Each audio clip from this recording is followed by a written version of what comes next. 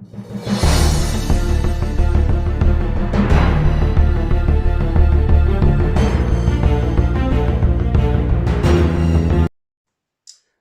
afternoon, keepers of the cash. Gary B, the casual comic guy here, and we are here with another Savage Saturday. Today we are going to do a light review, hopefully not too many spoilers, of Red Sonja, The Long Walk to Oblivion. All right away we're going to give that cover an A+. That's a Moratot cover, and beautifully done. Really like it.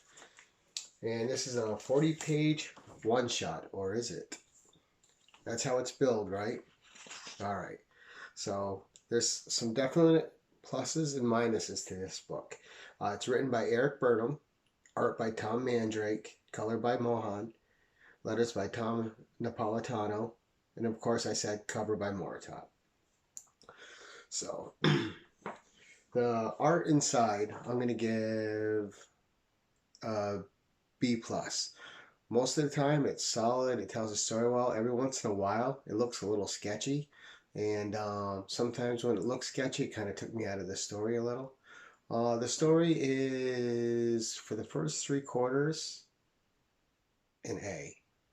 For the last quarter it's a B-, and I'll tell you why.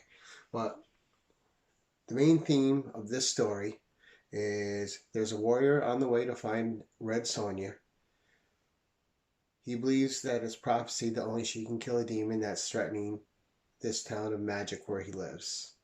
All right, and the town, I believe, is called Meru. Yep, Meru, and he's been sent by the high priest to fetch Sonja.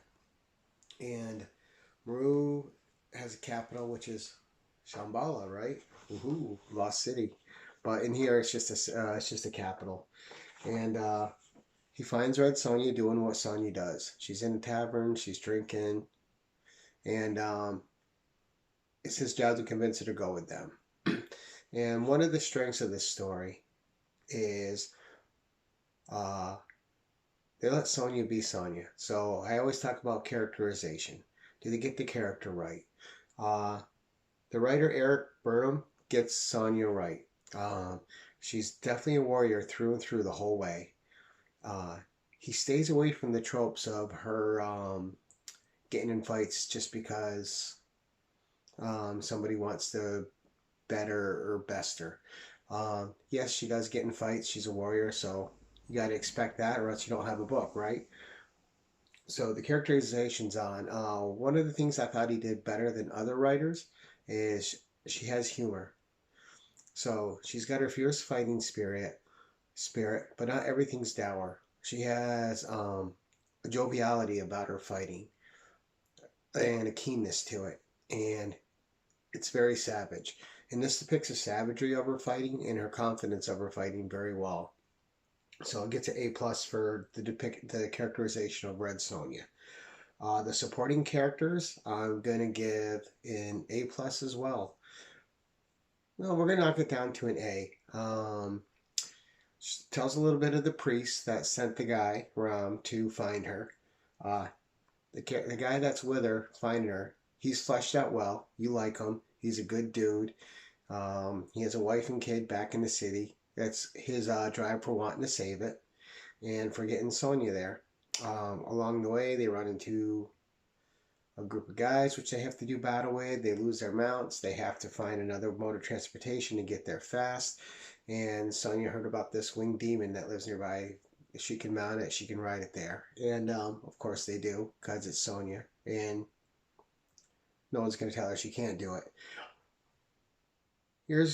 So they get to the city, and you have the usual battles. And here's where, and I'm leaving a lot out. I'm just giving you touches because I want you guys to read this for yourself if you so choose. So Sonja's approach, she's on a mission. She told them her payment. The mission is supposedly only she can kill the demon. And on the way to the city, you're getting background information from the city as it's cutting back and forth between her travel there and what's going on in the city. One of her big villain shows up in this book, and that's Kulin Gath. So right away you're like, ooh, very ominous, very threatening. The demon is really big. Sonja arrives on the scene, and here's where I have a problem with it being called a one-shot. 40 pages, dynamite, one-shot. Well, it's, to me, when you say one-shot, it's a self-contained story with a beginning, a journey, and an ending. A definitive ending. This doesn't have that. This is a one-shot in a sense that it's setting up a whole nother story arc. So we're getting to the end of this, and like I said, the last quarter, the pacing was good, and all of a sudden the last quarter is rushed. The battle's rushed. The battle isn't very. The other battles they did a great job with. The final battle was rushed and just not great. And the last page leaves it as a setup for Sonja for another story and no resolution to the one that was going on. Now, I get it. You're supposed to start reading this next story, which was the series written by Amy Chu, which went for 25 issues.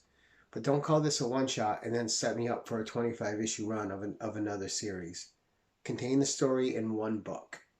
And that was my main issue with this. It's a one-shot. Contain the story. Don't set me up for a 25-issue run of another series, which I have, but don't set me up for that.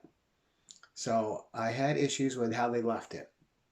All right, that's bait and hook. You pulled me in with a one-shot, and then you left me on the hook for 25 issues following to complete this story. And so I think that's a little skeezy. Overall, this is an A.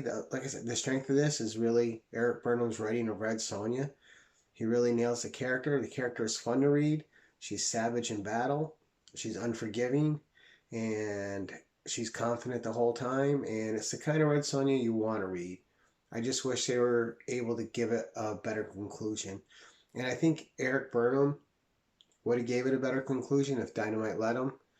But you can tell he was made to set up a whole nother thing, and the end was just way too rushed. So overall, we're going to give this an A, a grudging A, because it's not truly a one-shot. And like I said, the art in it's pretty decent. We'll give the art an A. But that's it, guys.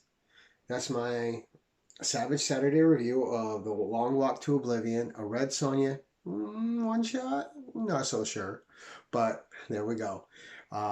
Till next Saturday, guys, for another Savage Saturday review. This is Gary B, the Casual Comic Guy, letting you know to keep it casual.